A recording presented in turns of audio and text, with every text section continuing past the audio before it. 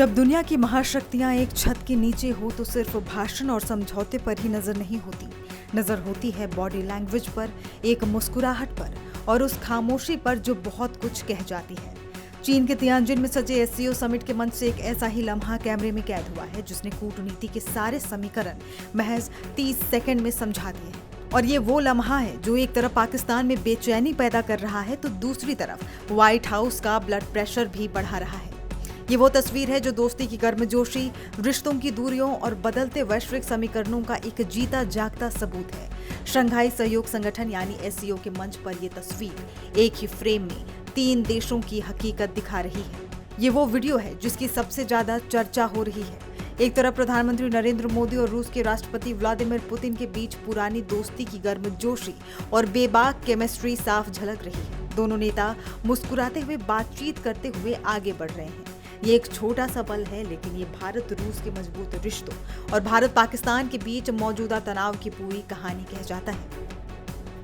लेकिन ये दिलचस्प नजारा एक बहुत बड़े मंच पर देखने को मिला। चीन के तियानजिन में इस वक्त दुनिया की महाशक्तियां जमा है। ये एससीओ का अब तक का सबसे बड़ा सम्मेलन है जिसकी मेजबानी खुद चीनी राष्ट्रपति शी जिनपिंग कर रहे हैं। यहाँ सिर्फ सदस्य देश ही नहीं बल्कि 20 से ज्यादा देशों के नेता और 10 अंतर्राष्ट्रीय संगठनों के प्रमुख मौजूद हैं। इस बड़े मंच से मेजबान चीन ने दुनिया को अपनी ताकत का एहसास भी कराया। उद्घाटन सत्र को संबोधित करते हुए शी जिनपिंग ने अमेरिका का नाम लिए बिना वैश्विक व्यवस्था में धौंस और दबाव की राजनीति की कड़ी आलोचना की। उन्होंने एससीओ की आर्थिक शक्ति पर जोर देते हुए कहा कि सदस्य देशों की कुल अर्थव्यवस्था $30 ट्रिलियन के पार पहुंच चुकी है और चीन का निवेश ही $84 बिलियन से ज्यादा का है।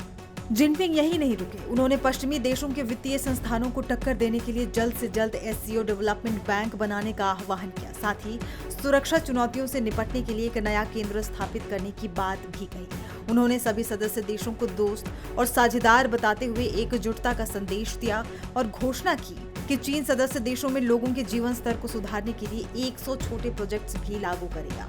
तो सवाल उठता है कि इस चीनी एजेंडे और भारत पाक तनाव के बीच भारत के लिए इस समिट के मायने क्या है। दरअसल भारत इस मंच का इस्तेमाल एक तीर से कई निशाने साधने के लिए कर रहा है। पहला, रूस के साथ अपनी दोस्ती का खुला प्रदर्शन कर भारत ने दुनिया को, खासकर पश्चिमी देशों को ये संदेश दिया है कि उसकी विदेश नीति स्वतंत्र है और किसी के दबाव में नहीं आती। दूसरा, पाकिस्तान को कूटनीतिक रूप से अलग थलग करने की रणनीति को भी यहाँ बल मिला है। तीसरा और सबसे अहम, भारत एससीओ के जरिए मध्य एशिया के तेल, गैस और यूरेनियम जैसे संसाधनों से भरपूर देशों तक अपनी पहुंच को और मजबूत कर रहा है। तो कुल मिलाकर तियानजिन का ये मंच एक बहुआयामी शतरंज की बिसात बन गया है, जहां दोस्ती की गर्मजोशी है तो दूरियों की बर्फ भी है। यहाँ सहयोग की बातें हैं तो अपने दबदबे को बढ़ाने की महत्वाकांक्षा भी। प्रधानमंत्री मोदी और राष्ट्रपति पुतिन की केमिस्ट्री ने जहां रिश्तों की एक नई इबारत लिखी, वहीं शी जिनपिंग ने अपने भाषण से भविष्य का एजेंडा सेट कर दिया। ये साफ है कि एससीओ अब सिर्फ आतंकवाद पर चर्चा का मंच नहीं बल्कि ये दोस्ती का क्लब भी नहीं है।